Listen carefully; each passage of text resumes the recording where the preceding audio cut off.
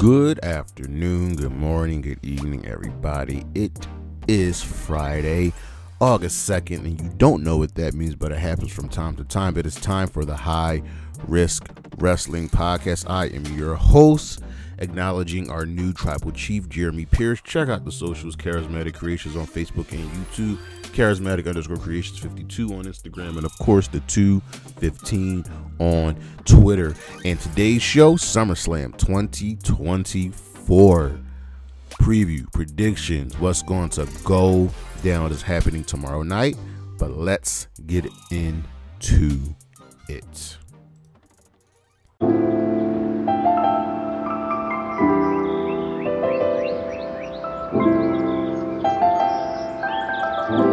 All right, so before we start with the 2024 show, let's take a quick look at the 2023 show, what happened last year. So last year's show had 9 matches that took place in Detroit, Michigan. So we had Logan Paul defeating Ricochet, Cody Rhodes beating Brock Lesnar, LA Knight winning the Slim Jim SummerSlam Battle Royal, Shayna Baszler defeated Ronda Rousey by technical submission in the MMA rules match. Gunther beat Drew McIntyre, retaining the Intercontinental Championship. Seth Rollins defeated Finn Balor, retaining the World Heavyweight Championship. Bianca Belair defeated Asuka and Charlotte to become the new WWE Women's Champion. Asuka was champion. Who remembers that? Io Sky then cashed in her Money in the Bank briefcase, defeating Bianca Belair to become the new WWE Women's Champion.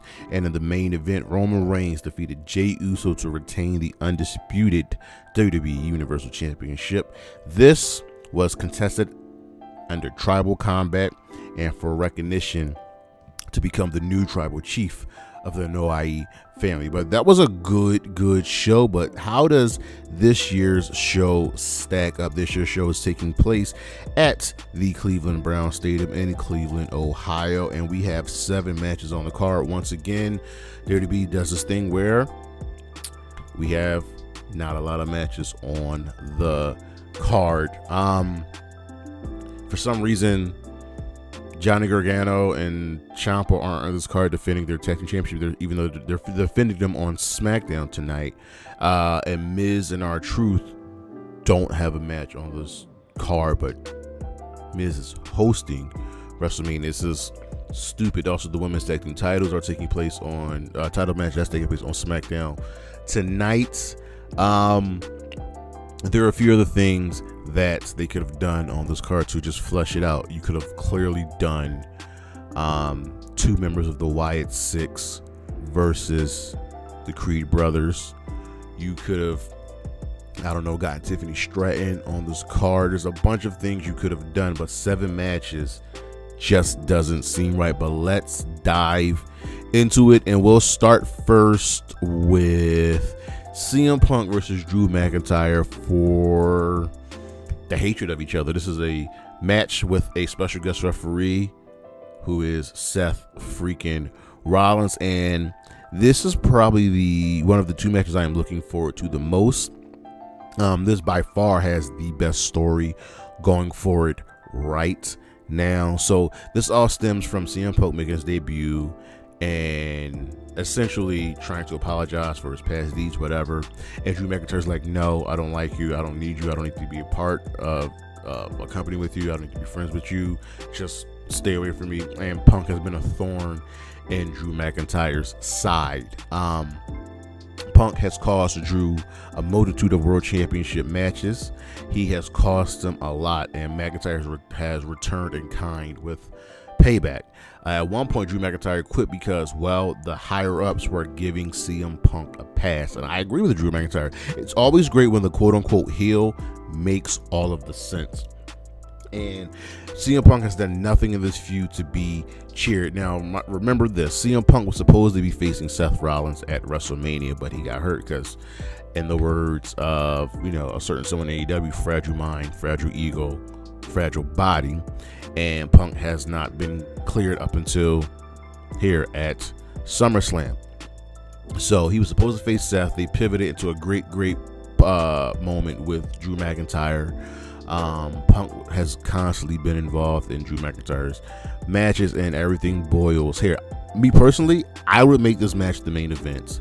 And the caveat is Seth Rollins. He doesn't like Punk. He doesn't like Drew. He's made that clear. He's made that very, very clear. And he told them that as a special referee, it's his way or the highway. Might give you a 10 count, might count you out, might allow a chair shot here or there. Just don't put your hands on the referee. So the wild card in this match is Seth Rollins. How will he go about refereeing this match? What will he let slide? What will he do? So personally, Drew McIntyre has to win this match, period. CM Punk can't win this. CM Punk has done nothing to win this match. He has done nothing to put himself in a position to win this match. Yes, Drew McIntyre has the bracelet with the name of the dog and his wife, whatever, but Drew has been getting screwed left and right for like 3 to 4 years now, and he's right. He's got to win this match. We can then pivot to Drew going back for the world championship. We can pivot to CM Punk versus Seth Rollins, because that's where some real money is at, and Seth versus Punk. And Drew has done a great job pretty much carrying this. So he carried this feud for the majority of it, especially for like the last 3 months. But Drew McIntyre has to win here. I am picking Drew McIntyre to win here. This needs to be a fight. This needs to be a bloodbath, period. So next up, we have Sami Zayn defending the Intercontinental Championship against Bron Breakker. And look, let's be real. We're crowning Bron Breakker here. There are no ifs, ands, or buts about it. Sami has, I don't want to say escaped, but he's done what Sami Zayn does, and that is, you know, be the best, be able to overcome the odds, and that's really good for him. I am all for, you know, keeping Sami Zayn over, but right here, right now, listen, he's not winning this match. He is not winning this match. It's time to crown Bron Breakker. It'll be as good as the last match. Might even be a little bit better, but it's over for Sami. Lock it. And next up, we have Logan Paul versus LA Knight. Yeah, for the United States Championship. And you have to crown Logan. You have to crown LA Knight here. They fought at WrestleMania in a triple threat match, and we originally thought it was going to be Logan versus Knight, but we're getting it here. This has been very solid. The war of words between the two men, the animosity, I like it. Logan Paul's been a fine champion, but you can't keep having LA Knight lose the big match. LA Knight cannot keep losing. LA Knight cannot keep being the bridesmaid. He has to walk away as the champion. Listen, we know Logan Paul's in the news recently, and I think that's going to really solidify him as losing this championship. But he's been a fine addition to the roster. He's still an asshole. He is still a piece of shit, but he does the job, and he's good at it. I can admit that he is very good at this thing we call professional wrestling, but LA Knight is walking away as your new United States champion. Then we have Cody Rhodes defending the Undisputed WWE Championship against Solo Sikoa, and this one is very tough to predict. Why? Solo has made a new bloodline, and they have been nothing short of dominant, especially if they win the tag team championships tonight. You kind of got to get more gold into the bloodline, right? But Cody has finished his story defeating Roman Reigns for the championship at WrestleMania. Can you have Cody win here? And then another wild card is, what will Roman Reigns do? We're all expecting Roman Reigns to return for this match. I expect this match to be the main event, but Roman Reigns has got to show up, right, with Paul Heyman.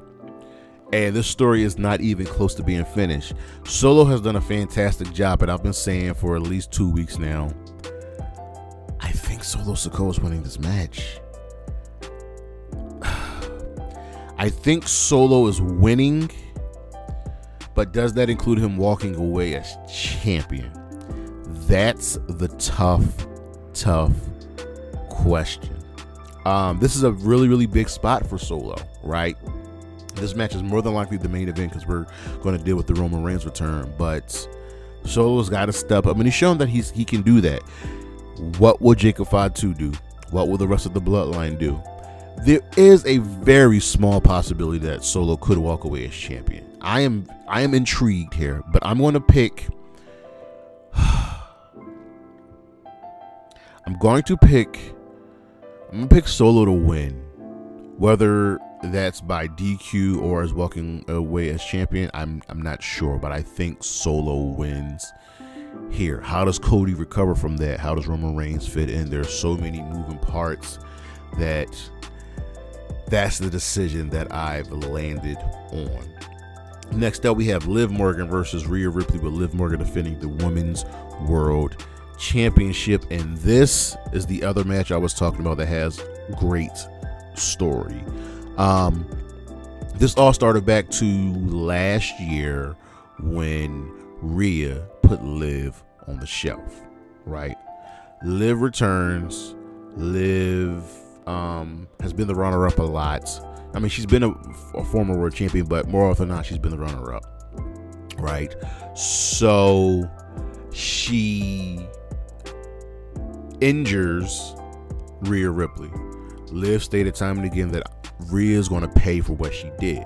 Now, mind you, Liv is well within her rights to get revenge. Rhea felt no remorse. So Liv tells Rhea, I'm going to take everything from you. And the first thing she did was injure Rhea and got the world championship away from Rhea. Becky won, but Liv got the championship at Queen of the Ring. So now Liv has been champion. Then she said she was taking everything away from Rhea, right? So she said she was taking Dom, and she's worked really, really hard on that. Part of me thinks she's trying to take the Judgment Day. So Rhea returns, and Dom has been caught in a few compromising positions. Rhea and Dom reconcile. He tells Liv off, and now we have the match, right? A lot of us believe Dom is turning on Rhea. Like nearly everybody is believing that Dom turns on Rhea and Rhea gets kicked out of the Judgment Day. I don't think that happens, only because if you watch Rhea and Dom together, they have been ride or die for each other. And I just don't think Rhea being gone for, that brief period of time would cause him to turn. I do believe that someone's getting betrayed. And I think it's going to be Finn that does it. And I think Finn's going to be the one with JD to do something to Rhea and Dom and bring in Liv. I do not think Rhea Ripley's winning here. Liv needs a win, another big win to solidify her reign. She beat Becky for the title, but she really hasn't defended it enough, and she needs another big win. Like I said, you get it here. You can get some more mileage out of this story, and Liv will go do some crazy things to retain the championship. So I am taking Liv Morgan to walk away and retain the Women's World Championship. Next up, we have Bayley versus Nia Jax. Nia is getting this WWE Women's Championship match as she won the Queen of the Ring tournament, and who better to really face than Bayley? This is weird because I'm enjoying Nia's run. I'm enjoying Bayley. I love me some Bayley. I just think Bayley's reign is over. And it sucks. Bayley won the Royal Rumble. She won at WrestleMania. And she's Bayley. She's the great hand that you can always count on, but I think you have to crown Nia. You know what I mean? They're going to put on a really, really good match. And Nia's got to be given something for the great run that she's been on. So I think Nia wins. And we can get a couple rematches here and there, but the wild card, it's another one for the show, is Tiffany Stratton with the Money in the Bank briefcase. remember, Tiffany and Nia are friends, and they've got each other's back. And Tiffany almost cashed in until Nia stopped. It was like, yo, what are you doing? So that's where I'm at. How does Tiffany fit in to all of this, right? Does she pull a Seth and a Drew and make the match a triple threat match? Does she wait until there's a definitive winner and a loser before she cashes in? This can go a plethora of ways, and I'm excited for it. I still think Bayley's losing, which is okay, because I think Nia has earned a championship reign. Keep your eyes on Tiffany Stratton. And our final match is the World Heavyweight Championship match, with Gunther getting this opportunity after winning the King of the Ring. He'll be facing Damien Priest, the current World Heavyweight Champion. And over the last week, they've really added some sauce, some heat to this match. Essentially, we've played into the point of Gunther is entitled. Gunther believes in this perverted view of respect, and that Damien Priest as champion perverts the World Heavyweight Champion. And we're telling the story of Damien Priest from, he was homeless, he's worked for this, he's fought for this, and this is what he's about. You know what I mean? This is good. Priest has been a really good world champion. You know what I mean? He's got some solid wins, and I think he's winning here. Because once you downplay your opponent like Gunther has done, your win doesn't mean as much. So I think what happens is Gunther gives everything he can to Priest. Priest overcomes, and now Gunther sees, oh man, I should not have taken Damien Priest lightly. You know what I mean? And I think that Gunther will win at Bash in Berlin, which is the next pay-per-view. But this is going to be a solid match. Priest has shown himself to be a fine champion, to be able to put on that match, to be able to carry the load. So take Damien Priest to retain and walk out your World Heavyweight Champion. So one more time: Drew McIntyre over CM Punk, Bron Breakker over Sami Zayn, LA Knight over Logan Paul, Solo Sikoa over Cody Rhodes, Liv Morgan over Rhea Ripley, Bayley over Nia Jax, and Damien Priest over Gunther. But that is our show. Thank you for listening. Thank you for watching. Coming up, we've got a couple lists. We've got Let's Talk About It. We've got a Hybrid Wrestling podcast going for you next week as well. Check it out on the screen. Check out the socials. Charismatic Creations on Facebook and YouTube. Charismatic_Creations52 on Instagram. And of course, the 215 on Twitter. And as always, Bayley, Isla Dawn, Gigi Dolan, Chris Statlander, Willow Nightingale, and Anna J. Holla at your boy. Peace.